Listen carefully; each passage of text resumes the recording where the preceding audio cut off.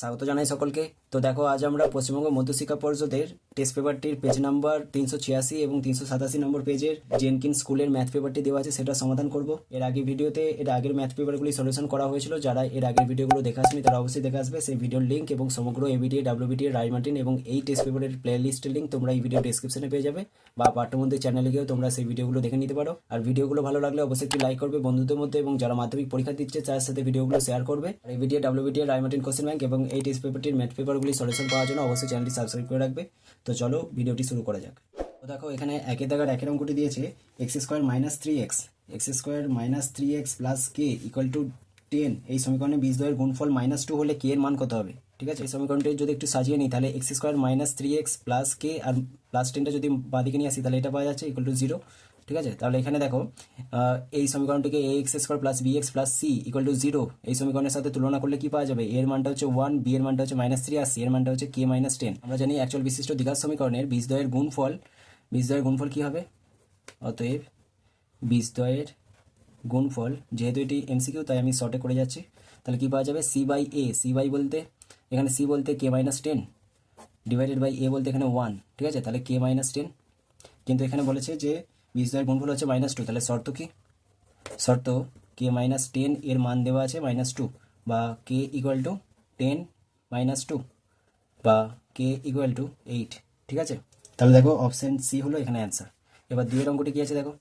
দুইয়ের অঙ্কটি দিয়েছে পি টাকার বার্ষিক 10% সরল সুদে কিউ মাসে সুদ কি হবে? তাহলে সুদ আই ইকুয়াল টু কি হয়? P R T by 100। ঠিক আছে, তাহলে এখানে পি এর জায়গাতে কত দেওয়া আছে? পি টাকার বলেছে, তার মানে পি এর জায়গাতে পি ইন্টু আর বলতে এখানে বার্ষিক 10% বলেছে, ইন্টু টি বলতে এখানে কিউ মাস, তাহলে মাসটাকে বছর করতে গেলে কিউ বাই 12 করতে হবে, তাহলে কিউ বাই 12। আর নিচেতে একটা 100 ছিল, তাহলে 100টা লিখে দিলাম এভাবে। ঠিক আছে, একটা শূন্য কেটে যাচ্ছে, তাহলে কি পাওয়া যাচ্ছে? পি কিউ বাই 120, এত টাকা হচ্ছে সুদের পরিমাণ। তাহলে এখানে অপশান বি হলো অ্যান্সার। ঠিক আছে, এখানে অনেক অঙ্কের উত্তর দেখবে নাও মিলতে পারে, তো অঙ্ক অনুযায়ী উত্তর এটাই হবে। ঠিক আছে, তাহলে এখানে অপশান বি হলো আগেরটার অ্যান্সার। এবার 3 দাগের অঙ্কটি কি বলেছে দেখো, বলেছে এবিসিডি একটি বৃত্তস্থ সমান্তরিক হলে বি কোণের মান কি হবে? তাহলে আমরা জানি যে কোনো বৃত্তস্থ সমান্তরিক হয় আয়তক্ষেত্র। ঠিক আছে, তাহলে এটা যদি এবিসিডি একটি সামান্তরিক হয়, সামান্তরিক মানে হলো বিপরীত বাহুগুলো পরস্পর সমান এবং সমান্তরাল হয়, আর বিপরীত কোণগুলোর মানও সমান হয়। তাহলে বিপরীত বাহুগুলো এখানে সমান, বিপরীত কোণগুলো যদি সমান হয়, আমরা জানি একটি বৃত্তস্থ চতুর্ভুজের বিপরীত কোণদ্বয় পরস্পর সম্পূরক হয়, তার মানে বিপরীত কোণদ্বয়ের যোগফল হয় 180 ডিগ্রি। ঠিক আছে, তাহলে যদি কোণ দুটোর মান সমান হতে হয় তাহলে 180-র হাফ করে হবে এই প্রত্যেকটা কোণের মান, তাহলে 90 করে হবে। তাহলে এই প্রত্যেকটা কোণের মান যদি 90 ডিগ্রি হয়, তাহলে এই বাহুগুলো কি প্রত্যেকটা লম্বভাবে অবস্থান করবে, তার মানে কি এটা একটি আয়তক্ষেত্র হবে। তাহলে আয়তক্ষেত্র যদি হয়, এখানে বি কোণের মানটা কি হবে? 90 ডিগ্রি হবে। তাহলে এখানে দেখো অপশন বি হচ্ছে অ্যান্সার, তার বি কোণের মানটা 90 ডিগ্রি পাওয়া গেল। বুঝতে পারলে? তার মানে হলো বৃত্তস্থ সামান্তরিক আয়তক্ষেত্র হয়। 4 অঙ্কটি দিয়েছে যদি একটি শঙ্কুর ব্যাসার্ধ এবং উচ্চতা দ্বিগুণ করা হয় তাহলে তার আয়তন হবে পূর্বের আয়তনের কত? তাহলে শঙ্কুর ব্যাসার্ধ যদি আর হয় আর উচ্চতা যদি এইচ হয়, তাহলে শঙ্কুর আয়তন কি হয়? আমি শর্টে করে যাচ্ছি। ঠিক আছে, তাহলে শঙ্কুর আয়তন 1/3 পাই আর স্কোয়ার এইচ, পাই আর স্কোয়ার এইচ। এখন আয়তন কি পাওয়া যাবে? ঠিক আছে, এখন ব্যাসার্ধ কি হবে বলো, একটু লিখেই করছি। এখন ব্যাসার্ধ হচ্ছে শঙ্কুর ব্যাসার্ধ এবং উচ্চতা দ্বিগুণ করা হচ্ছে, তাহলে ব্যাসার্ধ হচ্ছে 2r আর উচ্চতা হচ্ছে, এগুলো একক দিয়ে দিতে হয়। ঠিক আছে, এখানে তাহলে আয়তন কি পাওয়া যাবে?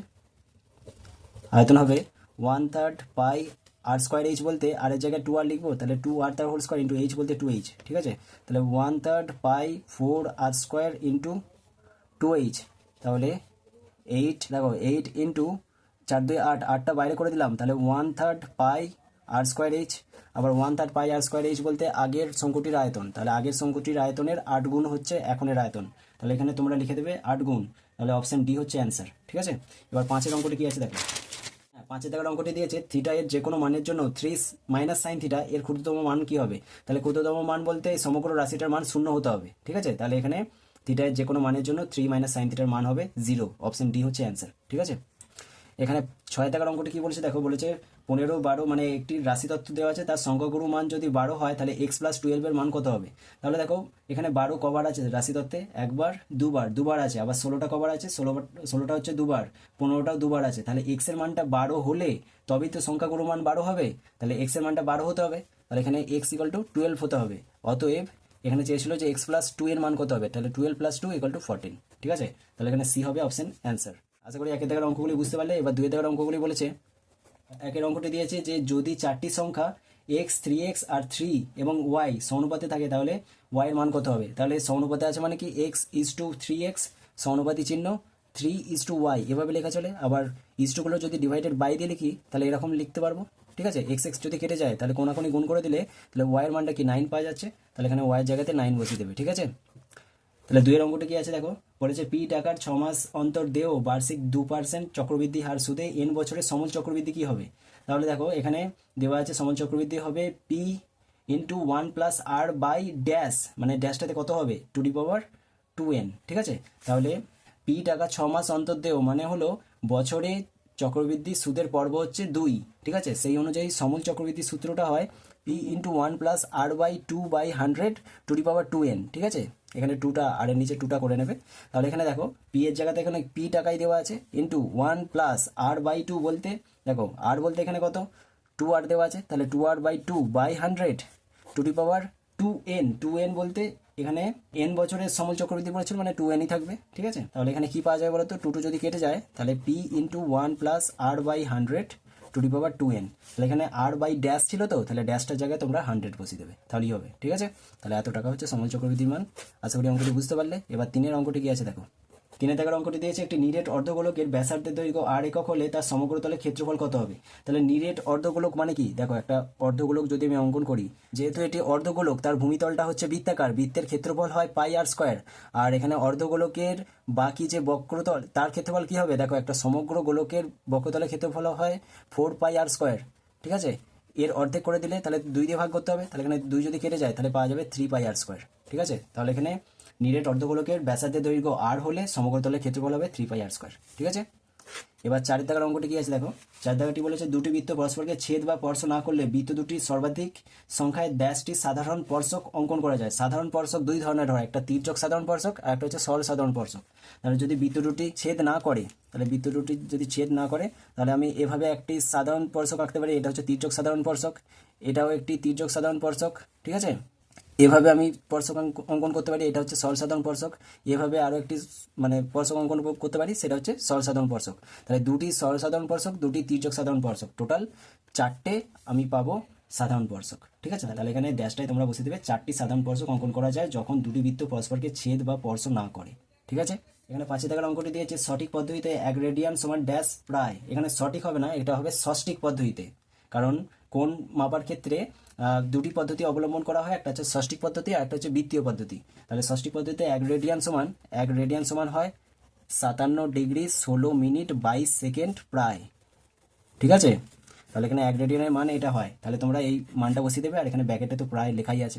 ঠিক আছে, তাহলে 5 টাকার অঙ্কটি হয়ে গেল। এবার 6 টাকার অঙ্কটি আছে দেখো, আর 1 রেডিয়ান সমান এটা কিভাবে এলো, তোমাদের যে অঙ্ক বই গণিত প্রকাশ বই সেখানে তোমরা পেয়ে যাবে এই অঙ্কটি কিভাবে সমাধান করতে হচ্ছে। যদি এটা বুঝতে না পারো আমাকে কমেন্টে লিখে জানাবে, তাহলে আমি এটা ডিটেলসে ভেঙে দেখিয়ে দেবো যে কিভাবে আসছে। ঠিক আছে, 6 টাকার অঙ্কটি কি দিয়েছে দেখো, বলেছে গড় যৌগিক গড় মধ্যমা সংখ্যাগুরু মান হলো ড্যাশ প্রবণতার মাপক, এটা হবে কেন্দ্রীয় প্রবণতার মাপক। তাহলে তোমরা ড্যাশটা লিখে দেবে কেন্দ্রীয়। ঠিক আছে, আশা করি 2 টাকার অঙ্কগুলি বুঝতে পারলে। এবার 3 টাকার অঙ্কগুলি কি আছে দেখো, দেখো বলেছে সত্য বা মিথ্যা লেখো। তাহলে 3 টাকার একের অঙ্কটি দিয়েছে যদি x ভ্যারিজাস জেড এবং y ভ্যারিজাস জেড হয় তাহলে x plus Y varies as Z হবে। তাহলে হচ্ছে কিনা দেখে নাও, এখানে x ইকুয়াল টু আমি k1z লিখছি আর এখানে y ইকুয়াল টু k2z লিখছি, যেখানে হচ্ছে k1 আর k2 হচ্ছে অশূন্য ভেদ ধ্রুবক, এটা জেড হবে। ঠিক আছে, অশূন্য ভেদ ধ্রুবক মানে শূন্য নয়। ঠিক আছে, তাহলে এখানে বলেছিল যে x প্লাস ওয়াই, অতএব x প্লাস ওয়াই সমান কি পাওয়া যাবে k1z প্লাস k2z। ঠিক আছে, তাহলে জেডটা যদি কমন নেওয়া হয় তাহলে k1 প্লাস k2। ঠিক আছে, তাহলে k1 প্লাস k2 এটাও কি একটি তোমার হচ্ছে ধ্রুবক। তাহলে এই ধ্রুবকের জায়গায় যদি m ধরে নিই, m ইন্টু জেড লেখা যায়, যেখানে হচ্ছে m equal to k1 plus k2, এটা ধরি লিখবে। ঠিক আছে, এটা হচ্ছে একটি ধ্রুবক, বুঝতে পারলে। আর কি, তাহলে অতএব কি লেখা যাবে x plus Y equal to ধ্রুবক, এই দুটো বাদ দিলে মানে প্রপোর্শনাল টু কি লেখা যাবে x plus Y proportional to Z, যেহেতু এখানে এমটা হচ্ছে ধ্রুবক। ঠিক আছে, তাহলে এখানে এটি সত্য হবে।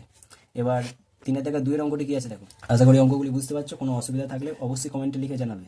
এখানে 2 টাকার অঙ্কটি দিয়েছে দুটি চতুর্ভুজের অনুরূপ কোণগুলি সমান হলে চতুর্ভুজ দুটি সদৃশ্য হবে। তাহলে সদৃশ্যতার যে শর্তগুলি ছিল বহুভুজের ক্ষেত্রে কি ছিল, বহুভুজের ক্ষেত্রে সদৃশ্যতার শর্ত ছিল বহুভুজের বাহুগুলি সমানুপাতিক হতে হবে এবং বহুভুজের অনুরূপ কোণগুলির মান সমান হতে হবে। ঠিক আছে, তাহলে এখানে বহুভুজ হিসেবে চতুর্ভুজ দিয়েছে, তাহলে চতুর্ভুজের অনুরূপ কোণগুলি সমান বলেছে, তাহলে চতুর্ভুজ দুটি সদৃশ্য হবে, তাহলে এটা সত্য হবে তো। ঠিক আছে, এবার 3 দাগের অঙ্কটি কি আছে দেখো, একটি লম্ববৃত্তাকার শঙ্কুর উচ্চতা, ব্যাসার্ধ এবং তির্যক উচ্চতা সর্বদা একটি সমকোণী ত্রিভুজের বাহুত্রয়। তাহলে একটি লম্ববৃত্তাকার শঙ্কু আমি যদি আঁকি, এটা হচ্ছে একটি লম্ববৃত্তাকার শঙ্কু, এখান থেকে এটা হচ্ছে বৃত্তাকার ভূমি, যার হচ্ছে এটা ব্যাসার্ধ হচ্ছে, ভূমির ব্যাসার্ধ হচ্ছে আর, ঠিক আছে, উচ্চতা মানে এই ভূমির কেন্দ্র থেকে শীর্ষবিন্দু পর্যন্ত যে লম্ব দূরত্ব সেটা হচ্ছে উচ্চতা, এটা হচ্ছে এইচ, আর এটা হচ্ছে তির্যক উচ্চতা এল। তাহলে দেখো এইটা যেহেতু 90 ডিগ্রি কোণ, তাহলে এটা এই যে ত্রিভুজ এ বি সি, এই ত্রিভুজ এবিসি হচ্ছে একটি সমকোণী ত্রিভুজ, যার বি কোণটা হচ্ছে 90 ডিগ্রি মানে সমকোণ। ঠিক আছে, যেহেতু এটি লম্ব অঙ্কন করা হয়েছে, তাহলে ত্রিভুজ এবিসি হচ্ছে একটি সমকোণী ত্রিভুজ। তাহলে এখানে কি বলেছিল যে একটি লম্ববৃত্তাকার শঙ্কুর উচ্চতা মানে হচ্ছে এই এবি, ঠিক আছে, ব্যাসার্ধ মানে হচ্ছে বিসি, এবং তির্যক উচ্চতা হচ্ছে এসি। তাহলে এই সব কটা বাহু হচ্ছে একটি সমকোণী ত্রিভুজের বাহুত্রয়। তাহলে এখানে মন্তব্যটি সত্য হবে, কারণ উচ্চতা, ভূমির ব্যাসার্ধ এবং তির্যক উচ্চতা একটি সমকোণী ত্রিভুজের বাহুত্রয়ই হচ্ছে, মানে 3টি বাহু। ঠিক আছে, তাহলে তোমরা সত্য লিখে দেবে। এবার 4 দাগের অঙ্কটি কি আছে দেখো, 4 দাগের অঙ্কটি দিয়েছে sine 12 degree minus cos 78 degree এর সরলতম মান হচ্ছে 1। তাহলে এটা সলভ করে 1 পাওয়া যাচ্ছে নাকি দেখে নাও। Sine 12 degree minus cos theta সমান কি সাইন 90 মাইনাস থিটা, কারণ কসের পূরককোণ হচ্ছে সাইন, তাহলে সাইন 90 মাইনাস থিটা বলতে 78 ডিগ্রি। তাহলে সাইন 12 ডিগ্রি মাইনাস সাইন, এটাও দেখবে বিয়োগ করলে 12 ডিগ্রি পাওয়া যাচ্ছে, তাহলে একই রাশি এবং সাইন বিপরীত, তাহলে 0। বুঝতে পারলে, কিন্তু এখানে 1 দেওয়া আছে, তাহলে এটা মিথ্যা হয়ে যাবে, বিবৃতিটি মিথ্যা। এবার 5 অঙ্কটি কি আছে দেখো, 5টি বলেছে একটি ব্যবসায়ী রাজু ও আসিফের মূলধনের অনুপাত 5:4। রাজু মোট লাভের 80 টাকা পেলে আসিফ পায় 100 টাকা, তাহলে পায় নাকি দেখে নাও। আমরা জানি অংশীদারি কারবার বা পার্টনারশিপ বিজনেসে কোনো শর্ত না দেওয়া থাকলে মূলধনের অনুপাতে লভ্যাংশ ভাগ হয়, তার মানে লভ্যাংশের অনুপাতই হবে মূলধনের অনুপাত। ঠিক আছে, তাহলে মূলধনের অনুপাত কি দেওয়া আছে, দুজনের মূলধনের অনুপাত সমান হচ্ছে 5:4। ঠিক আছে, তাহলে এখানে বলেছে রাজু মোট লাভের 80 টাকা পেলো, তাহলে প্রথমটা হচ্ছে রাজু, বুঝতে পারছো, এটা হচ্ছে রাজুর আর এটা হচ্ছে আসিফের। বুঝতে পারছো, তাহলে 5টাকে 80 করার জন্য এর সাথে কত গুণ করেছে 16, তাহলে এর সাথে 16 গুণ করতে হবে।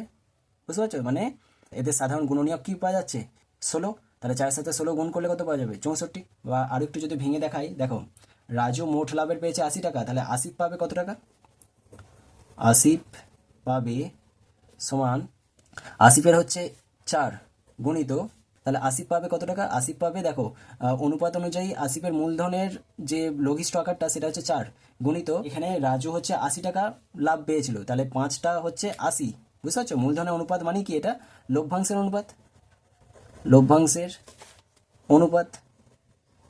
তাহলে লভ্যাংশের অনুপাতে রাজুর যদি 80 টাকা লভ্যাংশ পায়, তার মানে 80টার লঘিষ্ঠ আকার হচ্ছে 5, তার মানে 80 ভাজিত 5 করলে যে রাশিটা পাবে তার সাথে 4 গুণ করলে আসিফের লভ্যাংশ পেয়ে যাবে। ঠিক আছে, তাহলে 5 সলম কত 80, তাহলে 4 সলম 64 হচ্ছে আসিফের লভ্যাংশের পরিমাণ, কিন্তু এখানে আসিফ পায় 100 টাকা বলেছে, তার মানে এটি মিথ্যা হবে। ঠিক আছে, আশা করি অঙ্কটি বুঝতে পারলে। যদি বুঝতে না পারো দেখো আমি অন্য একটা নিয়মে করে দিচ্ছি, যারা বুঝতে পেরেছো তারা এই জায়গাটা স্কিপ করে যেতে পারো, যারা বুঝতে পারোনি তাহলে দেখে নাও, আমি অন্য একটা নিয়মে ভেঙে করে দিচ্ছি। ঠিক আছে, তাহলে আমি যদি লিখি যে ধরি মোট লাভ সমান হচ্ছে x টাকা। ঠিক আছে, মোট লাভ যদি x টাকা হয়, তাহলে মূলধনের অনুপাতে লাভটা ভাগ হবে, তাহলে রাজু কত পাবে, রাজু পায় সমান মোট লাভের, যেহেতু মূলধনের অনুপাতে লাভ ভাগ হয়, মোট লাভটা যদি x টাকা হয়, তাহলে রাজু পাবে কত, মোট লাভের রাজুর যে মূলধনের আনুপাতিক ভাগ হার সেটা দিয়ে গুণ করবো, তাহলে রাজুর লভ্যাংশ পেয়ে যাব। ঠিক আছে, তাহলে x ইন্টু 5/5 + 4। ঠিক আছে, তাহলে x ইন্টু কী পাওয়া যাবে 5/9, তাহলে 5x/9 এত টাকা হচ্ছে রাজুর লভ্যাংশ, কিন্তু এখানে রাজুর লভ্যাংশ কত দিয়েছে, মানে রাজু মোট লাভের কত টাকা পেয়েছে 80 টাকা, তাহলে শর্ত 5x/9 = 80, বা x = কী পাওয়া যাবে 80 গুণিত 9/5, 5 ষোলম কত, 5 ষোলম 80, বা এখানে x এর মান তাহলে কত পাওয়া যাচ্ছে 16 গুণিত 9, এই গুণটা এখন করবো না। এবার দেখো একই রকমভাবে আসিফ কত পাবে, দেখো আসিফ পাবে সমান মোট লাভের মানে x ইন্টু মোট লাভের আসিফের মূলধনের আনুপাতিক ভাগার মানে 4/9। ঠিক আছে, তাহলে 4x/9, কিন্তু এখানে x এর জায়গায় কত মান পেয়েছি 16 গুণিত 9, তাহলে x এর জায়গাতে আমি বসিয়ে দেবো 4×16×9 ডিভাইডেড বাই 9, তাহলে 9 কেটে গেলে 4 সালং কত 64, তাহলে 64 টাকা হচ্ছে আসিফের লাভের পরিমাণ। কিন্তু এখানে বলেছিল যে আসিফ পায় 100 টাকা, তাহলে বিবৃতিটি মিথ্যা হবে। আশা করি অঙ্কটি বুঝতে পারলে। তো আমি দুভাবে করে দেখিয়ে দিলাম, ঠিক আছে। এবার এখানে 6 দাগের অঙ্কটি কী আছে দেখো। 6 দাগের অঙ্কটি দিয়েছে 3, 14, 18, 20, 5 তথ্যের মধ্যমা 18 হবে। তাহলে মধ্যমা 18 হবে কিনা দেখে নাও। এখানে তথ্যটিকে আগে ঊর্ধ্বক্রমে সাজা। ঊর্ধ্বক্রমে মানে কি ছোট থেকে বড়, ঠিক আছে। তাহলে ঊর্ধ্বক্রমে তথ্যটি সাজিয়ে পাই। তাহলে ঊর্ধ্বক্রমে ছোট থেকে বড় সাজালে কি পাওয়া যাবে? 3, 5, 14, 18 আর 20, ঠিক আছে। এখানে মোট পদ n এর মান কত? 1, 2, 3, 4, 5, তাহলে 5, যেটা হচ্ছে একটা অযুগ্ম রাশি মানে বিজোড় সংখ্যা। তাহলে অতএব নির্ণেয় মধ্যমা সমান হচ্ছে n + 1/2 তম পদ, ঠিক আছে। তাহলে n বলতে এখানে 5 + 1/2 = 6/2 = 3 তম পদ সমান কত পাওয়া যাবে? 1, 2, 3, এই 3 নম্বর পদটা হচ্ছে মানে 14 হচ্ছে এই রাশির মধ্যমা বা এই তথ্যের মধ্যমা, ঠিক আছে। তাহলে তথ্যের মধ্যমা এখানে 18 দিয়েছিল, 18টা হবে না, 14 হতো। তাহলে এখানে বিবৃতিটি মিথ্যা বলবে, ঠিক আছে। আশা করি অঙ্কগুলি বুঝতে পারলে। তো এই ভিডিওতে আমি 3 দাগা পর্যন্ত অঙ্কগুলি সমাধান করালাম। এর পরের ভিডিওতে তোমরা 4 দাগের অঙ্কগুলি পেয়ে যাবে এবং তারপরে ভিডিওতে তারপর থেকে অঙ্কগুলি সমাধান পেয়ে যাবে। তো ভিডিওটি ভালো লাগলে অবশ্যই একটি লাইক করবে বন্ধুদের মধ্যে, এবং যারা মাধ্যমিক পরীক্ষা দিচ্ছে তাদের সাথে ভিডিওটি শেয়ার করবে। আর অঙ্কগুলি সমাধান সবার আগে পাওয়ার জন্য অবশ্যই চ্যানেলটি সাবস্ক্রাইব করে রাখবে। তো দেখা হচ্ছে পরের ভিডিওতে। ততক্ষণ সুস্থ থাকবে, ভালো থাকবে, ধন্যবাদ।